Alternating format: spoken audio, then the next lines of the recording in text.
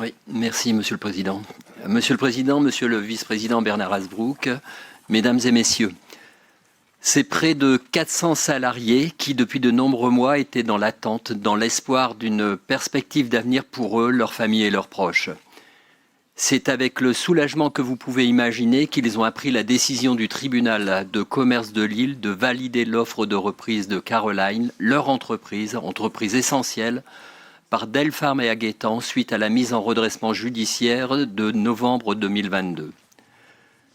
Si nous intervenons sur cette délibération à 1 million d'euros et d'une portée plus grande encore, avec la région, avec l'État, avec les investisseurs et aux côtés des salariés, ce n'est pas juste pour exprimer la satisfaction de voir 400 salariés voir leur emploi sauvé.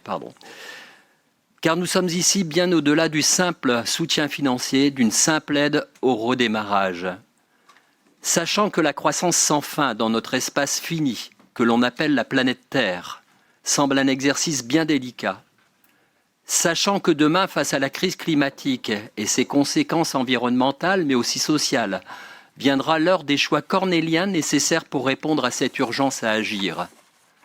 L'aide économique apportée à la reprise de la société Caroline par Delpharm Mouveau, que ce soit au regard de la maîtrise de la filière pour tout ce qu'elle implique en termes de santé et du vieillissement de la population, que ce soit en termes d'outils et de performances industrielles qui permettront de répondre avec succès aux appels d'offres des hôpitaux et de se placer dans cette logique de marché, malheureusement toujours pas remise en cause, même en matière de santé.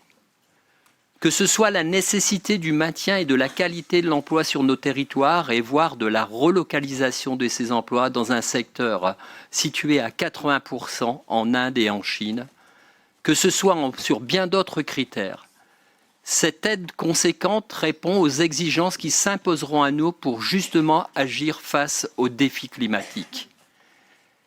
Et parce que les montants d'aide publique évoqués sont à la hauteur des espérances soulevées, elle nécessite, et nous y veillerons, un suivi de chaque instant, une implication à chaque étape. Déjà, en 2020, l'État a donné plus de 5 millions d'euros permettant l'investissement dans de nouvelles machines, mais oubliant de s'assurer de leur bon fonctionnement et de planifier la mise sur le marché de la production dans une situation hyper concurrentielle. Cette aide donc n'est pas simplement une question financière, elle est aussi une question d'engagement sur l'avenir. Car pour répondre à la crise climatique, il nous faudra choisir les secteurs où nous interviendrons, être encore plus sélectifs avec les entreprises que nous soutiendrons et rechercher une efficience maximale dans la lutte à mener face au dérèglement que nos activités ont essaimé partout sur la planète. Nous ne portons pas les mêmes aspirations de croissance. L'attractivité métropolitaine ne peut pas se faire au détriment des autres territoires. Porter l'effort ne pourra se faire qu'à la condition d'une meilleure justice sociale. Il nous arrive d'être en franche opposition, il nous arrive aussi de nous abstenir ou de voter favorablement sans trop d'enthousiasme.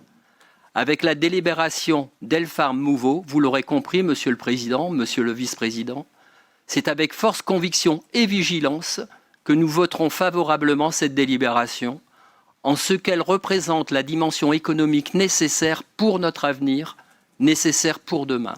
Je vous remercie.